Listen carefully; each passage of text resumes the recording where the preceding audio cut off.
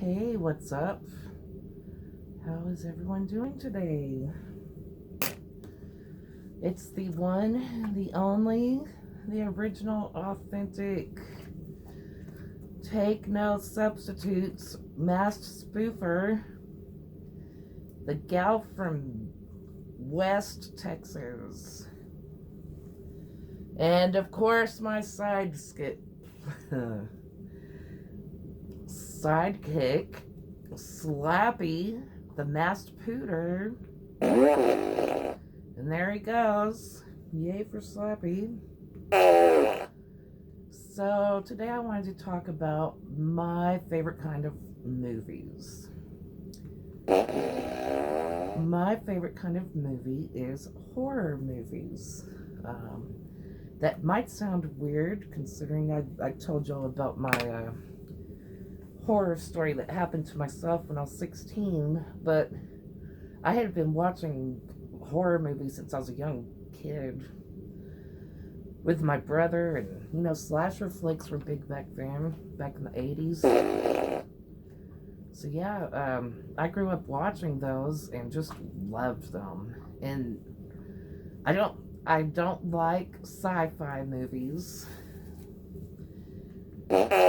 For some reason, anything sci-fi or fantasy, I don't like those fantasy movies either. I don't like Lord of the Rings or The Hobbit, or I watched Game of Thrones because my husband really liked it, and the story of that was fine, but I'm just not into the fantasy stuff. It's just too. It's fake. It's too fake for me. And the same thing with the sci-fi movies. I'm flying in outer space and shooting all these weird people, and so yeah, sci-fi and fantasy's out. I like romantic comedies. What girl doesn't? And I don't like dramas. I don't want to go to a movie to cry. I hate going to a movie and crying. Pisses me off. I want to be happy when I leave the movie, not sad. So yeah, those inspirational movies and dramas I don't like. But horror, that's my favorite. And I guess there's different types of horror fans out there. I recently learned. Apparently, people call me a normie because I like old school horror. That's what I grew up on. That's what I associate horror with. I don't want to go to an art film. If I'm going to a horror movie, I want to see a horror movie. The suspense and the scary people and blood and guts and all that stuff. I don't want to see all this metaphor stuff that I have to try to figure out. I went and saw that movie Mother. Wow. It was advertised as a horror movie. So I went and saw it, and everyone was like, oh, it's so great, it's so great. Oh my gosh. I had no idea what was going on the entire movie. It was an art film. I had no idea. And I should have known what it was about. I mean, the hidden meaning was right there in front of my face. It was biblical. Of all things, I should have seen those metaphors, but guess what? Not me. I can't see metaphors for the freaking life of me. So art films are out because I can't understand a thing going on in an art film. It's not that I'm stupid, I just am very analytical. I see the words. An example of this is when I was in college, your first year you take Composition 1, and that class was great. The guy would give us subjects to write on, and I would write them, and I passed with an A. I got an A in Composition 1 writing papers. Composition 2. Oh man. Composition 2 is where they give you a poem that is like half a page long, and he wants you to write a 3-page essay on it.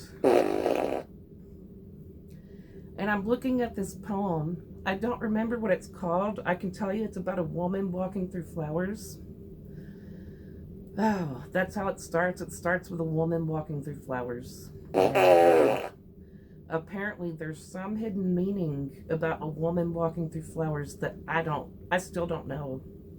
I don't know what the poem's about. To me, it's about a woman walking through flowers. I read a woman walks through flowers.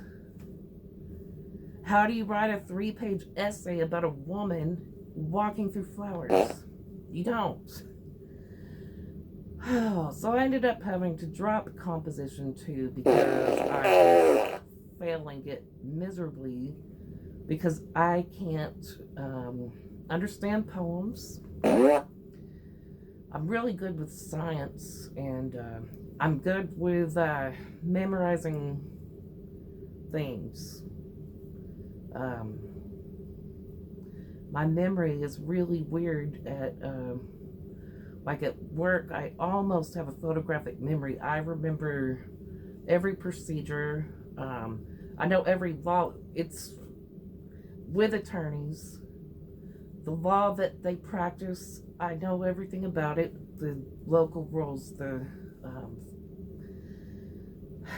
don't want to be too specific, but I know everything I'm supposed to know to do my job and do it well. And I've learned that on my own. I just went and memorized it. When I first got in this field 20 years ago, I taught myself everything I needed to know about this job and this type of law. And that's how I moved up so quickly. And I've been doing it 20 years. Anyways, so I'm not dumb. I just don't see metaphors. So back to horror. Now, I know I've been stabbed and had some other abusive things happen in my life, but that's real stuff, and I'm able to see the difference between a movie that's fiction and real life things. Like I've said in the podcast, if you heard it, I'm not scared of monsters or ghosts or any of that. I'm scared of people. People are the monsters of the world. Real people. I'm not talking about fiction stuff. So going to a movie, that's just fiction. It doesn't really happen.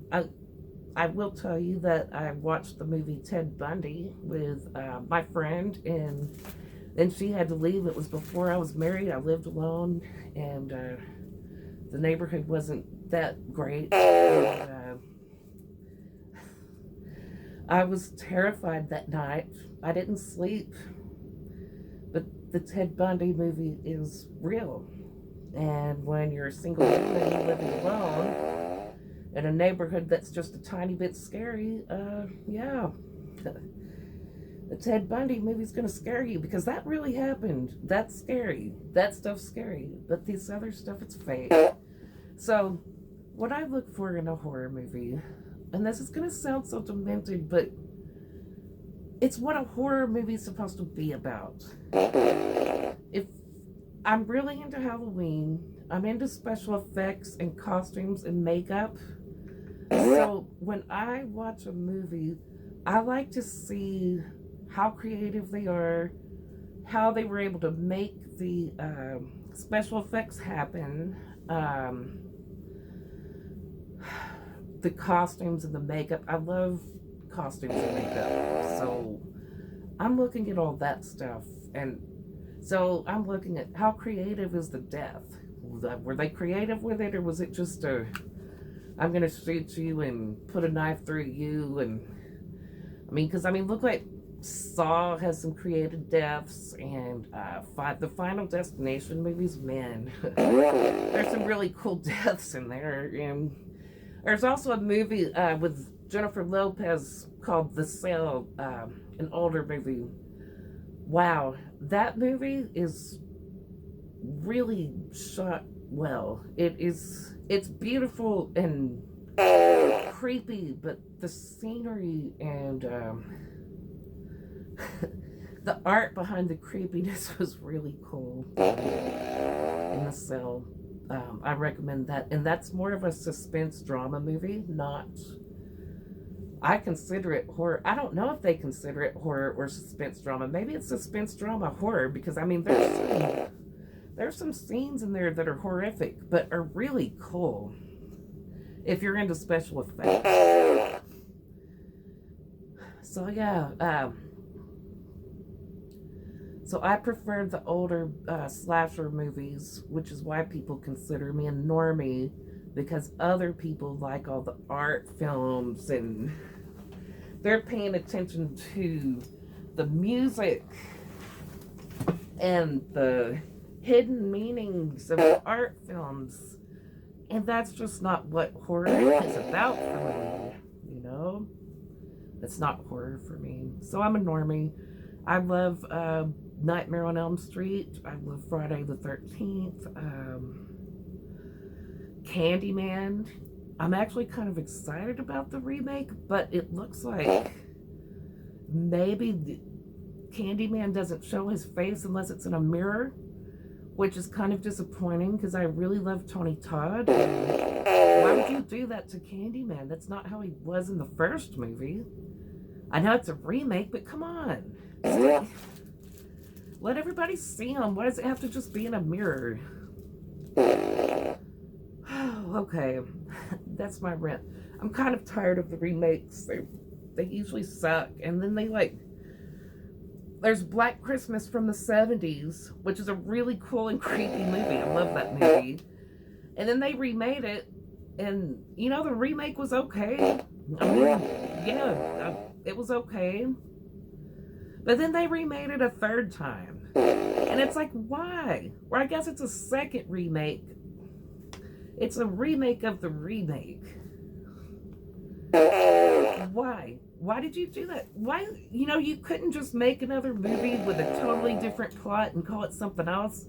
Because that movie, that new Black Christmas, now, I haven't seen it yet because when I read about it, I decided not to waste my money. And let me tell you something funny about that. I think that movie came out, well, it came out in December, and I have a birthday sometime in December, and with my AMC movie club, I get a free movie, Coke, and popcorn the month of my birthday. So I could have gone to that movie free and had free large popcorn, free large Coke, and I still didn't go and waste my free stuff on that movie after I read the reviews. I just can't believe they did that. So that's my rant on that one. And then recently, like, let's see, it was the last Friday of February. I got off work early that day, so I went to a movie and I saw Brahms, The Boy 2. And I mean, that first one, I really liked the first one. It was cool. And Lauren Cohen was in it, and I love her in The Walking Dead. I wish she'd come back already. She's in it. And it was great. The first one is just, I loved it. The twist was cool. I kind of figured out the twist, but it was still cool. But it's cool finding out I was right. The second one, they didn't keep to the storyline of what they said in the first one. They changed the whole thing up. Why did you make that a sequel? Make a new movie with a new name, with a different creepy doll. Why are you making a sequel and not following the storyline of the first one? Oh, I was mad. Oh, I was so mad because I didn't find out till the very end. I didn't figure this one out. You find out at the very end what the story is. It's like, Of course, I didn't figure that out because that's not even how it went in the first movie. That is not the origin story of the boy that they told in the first movie. They totally changed his origin story, and that is crap. Let's see. You know, another old movie I liked was called Seven.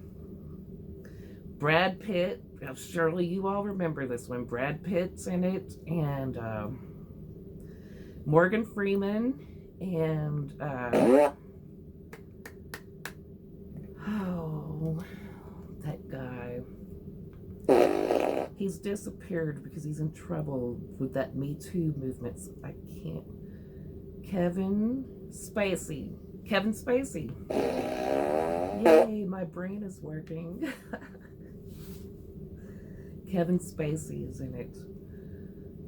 And that's, I think, considered a crime suspense drama, but it's also horror, and they go through the 7 deadly sins. The deaths are creative. Wow, are like the way they do the 7 deadly sins and set those deaths up is just spectacular. They really captured the 7 deadly sins. It's great. And then that final scene where Tom Cruise, Brad Pitt.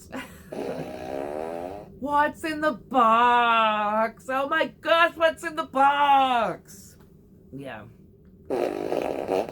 Love that movie. It's great. And I also like, and this is just something recently, I subscribed to Shudder a couple of years ago, and they had all the Italian, I'm probably not going to pronounce this right, but Italian Giallo or Gallo, it's Giallo movies, and I've watched those, and I really love those. They are great. I think one of the directors' name is Brava. I don't remember. But those movies are great. And one of those is Suspiria. And there's been a remake of Suspiria, that's kind of an artsy film, but I actually liked Suspiria and the remake. But those Italian, I'm just going to call it a Gallo film. Those Italian Gallo films, they're really good.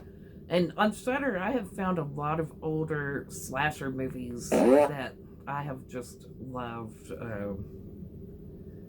There's one called Pieces, and it's a guy with a chainsaw, and that's a foreign film, but they tried to make it look American, which I've learned from Joe Bob Briggs.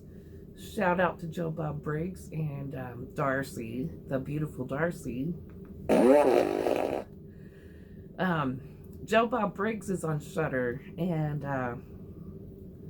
you learn a lot from him. That man knows his movies. So yeah, that's what I learned about the Pieces movie. It's supposed to look American, but I believe he said it was filmed in Spain. I'm sorry if I'm wrong. I don't always remember things when it's not work related. So yeah, so that's why I love horror movies. We can talk about this subject more. This video is getting really long, and I filmed this stuff on my phone and then just upload it from my phone. So this is going to take me an hour to upload. So I should stop while I'm ahead. I hope you enjoyed just having like a chit chat with me and hearing the masked pooter fart. You all have a nice night. Stay moist. Bye.